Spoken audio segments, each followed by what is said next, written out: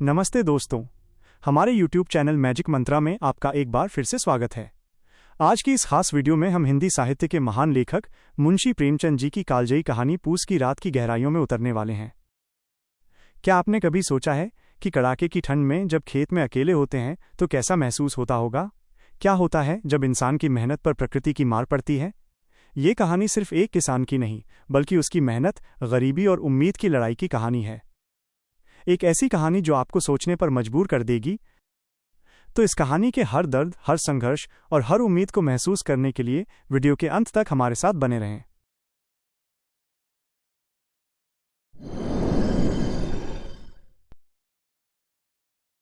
हल्कू घर में आया तो उसके चेहरे पर चिंता की लकीरें गहरी थीं।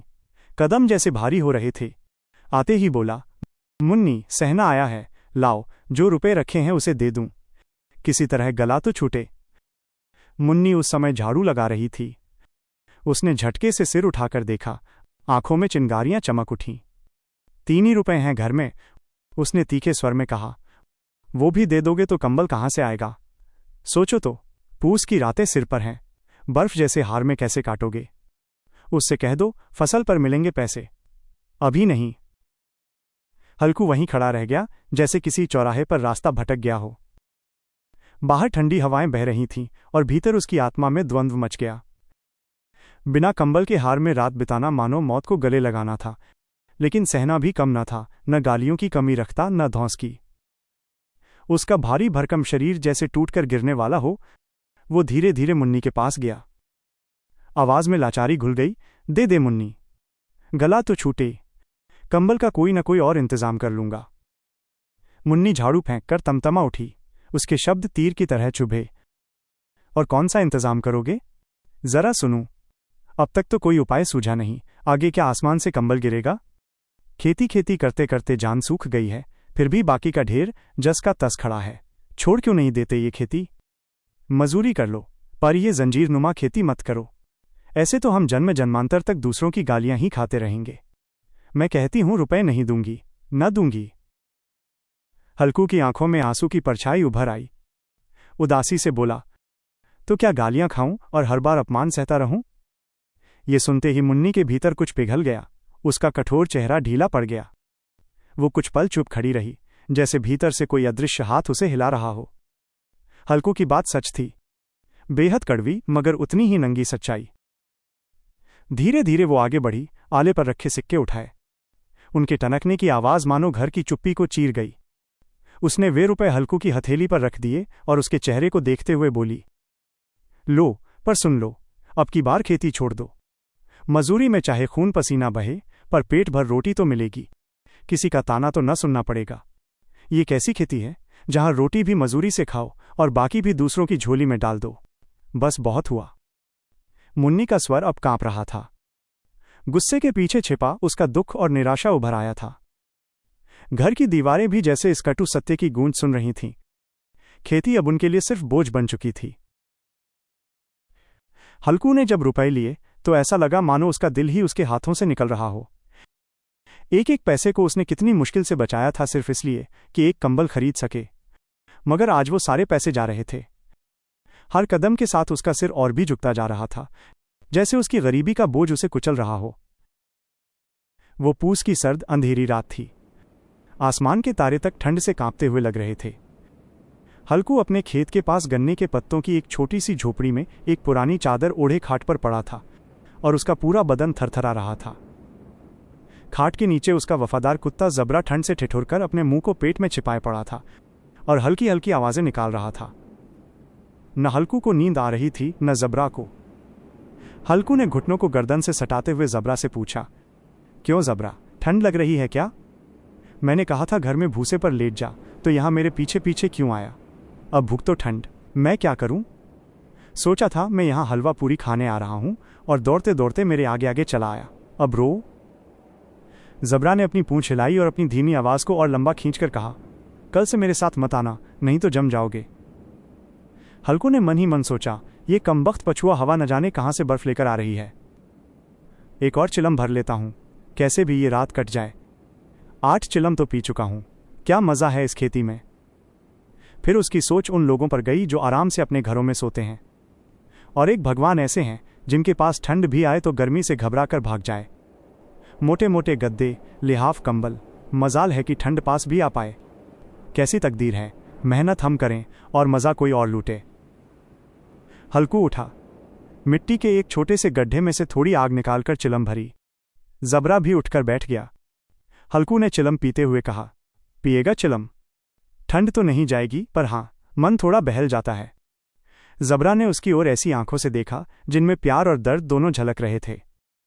हल्कू ने जबरा से कहा, आज और ठंड झेल ले, कल से मैं यहां भूसा बिछा दूंगा, उसी में घुसकर बैठना, तब ठंड नहीं लगेगी। जबरा ने अपने पंजे हल्कू के घुटनों पर रखे और अपना मुंह उसके पास ले आया। हल्कू को उसकी गर्म सांस महसूस हुई। ये सांस सिर्फ गर्मी नहीं थी, ये एक बेजुबान साथी का साथ था जो उस मुश्किल घड़ी में उसके लिए सबसे बड़ा सहारा था। चिलम पीकर हल्कू दोबारा लेटा और इस बार उसने मन में ठान लिया कि चाहे कुछ भी हो जाए, अब सो जाएगा।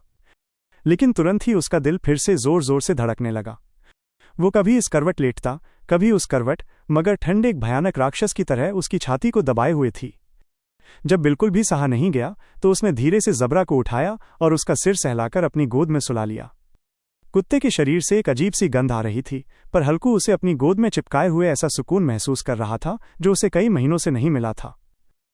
जबरा शायद सोच रहा था कि स्वर्ग यही है, और हल्कू के मन में उस कुत्ते के प्रति जरा भी नफरत नहीं थी।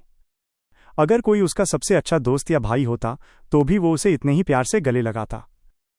उसे अपनी गरीबी से कोई दुख नहीं था, जिस गरीबी ने उसे इस हाल में ला खड़ा किया था। नहीं, इस अनोखे रिश्ते ने मानो उसकी आत्मा के सारे दरवाजे खोल दिए थे और उसकी हर एक सांस में एक नई रोशनी चमक रही थी। अचानक जबरा ने किसी जानवर की आहट सुनी। हल्कू के साथ इस लगाव ने उसमें एक नई ताकत भर दी थी, जो ठंडी हवा के झोंकों को कुछ भी नहीं समझती थी।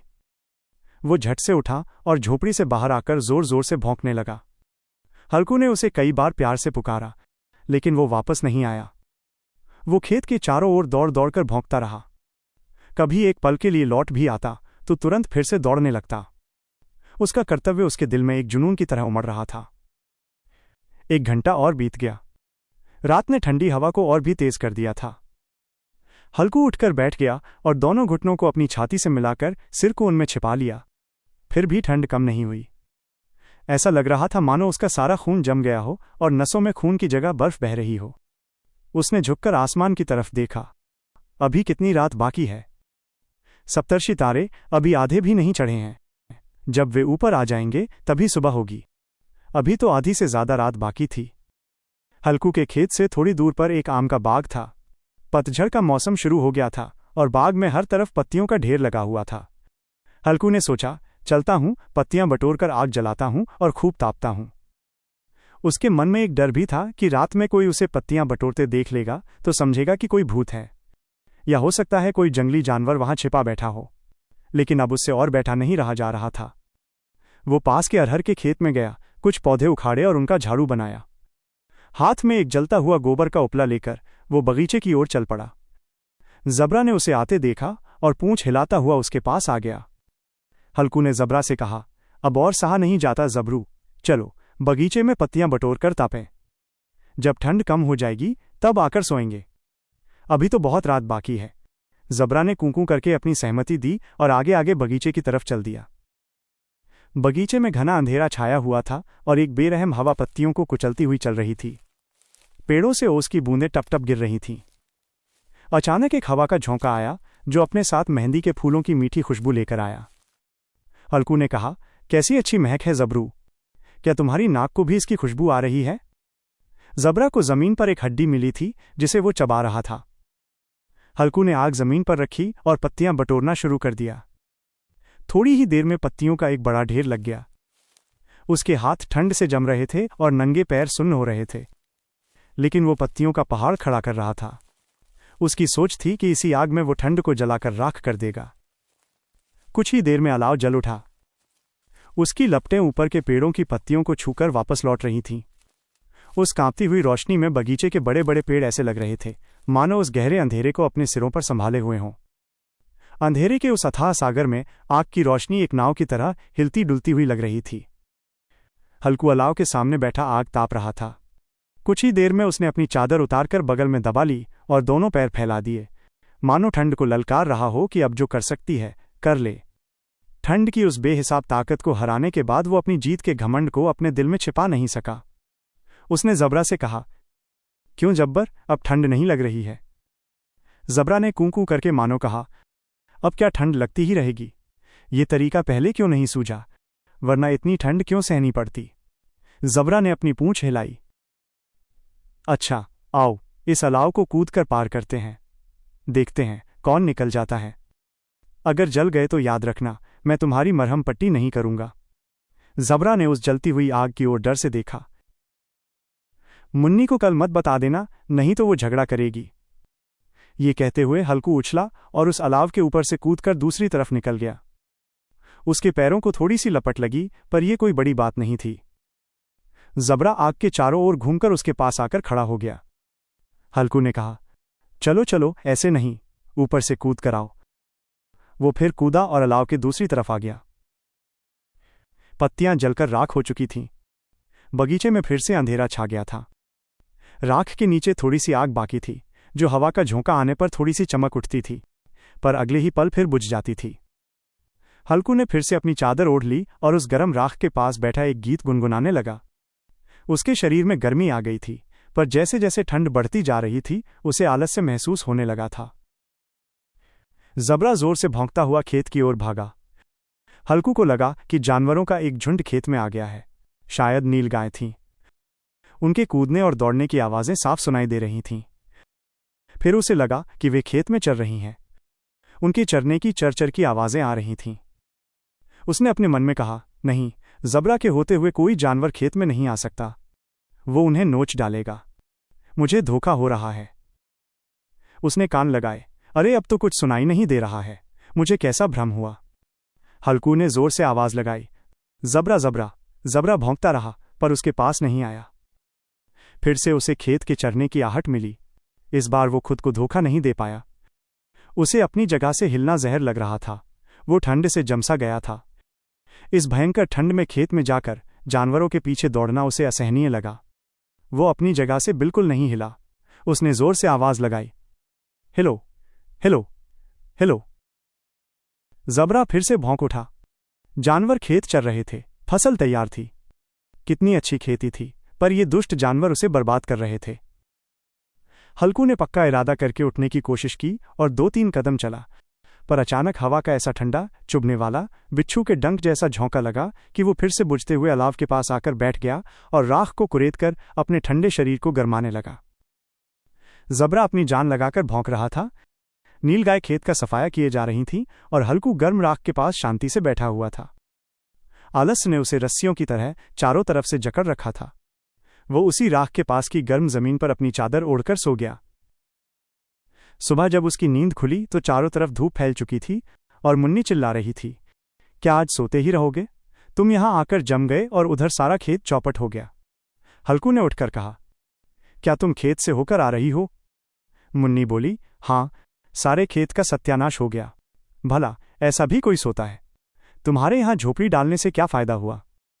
हल्कू ने बहाना बनाया, मैं मरते मरते बचा, तुम्हें अपने खेत की पड़ी है। मेरे पेट में ऐसा दर्द हुआ कि मैं नहीं जानता हूं। दोनों फिर खेत की मेड़ पर आए। उन्होंने देखा कि पूरा खेत रौंद दिया गया था और ज़बरा झोपड़ी के नीचे बेजान सा लेटा था, जैसे उसमें जान ही ना हो। दोनों खेत की हालत देख रहे थे। मुन्नी के चेहरे पर उदासी थी, पर हल्कू खुश था। मुन्नी ने चिंतित होकर कहा, अब मजदूरी करके लगान भरनी पड़ेगी। हल्कू ने खुश होकर कहा, रात को अब यहां ठंड में सोना तो नहीं पड़ेगा।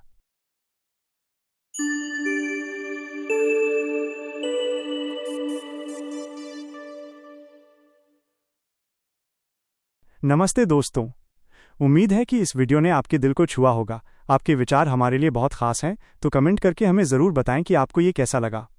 हमारे इस सफ़र का हिस्सा बने रहने के लिए हमारे चैनल को सब्सक्राइब करें। हम जल्द ही एक और बेहतरीन वीडियो के साथ आपसे मिलेंगे। अपना प्यार और साथ बनाए रखें और अपना ख्याल रखें। धन्यवाद। जय हिंद।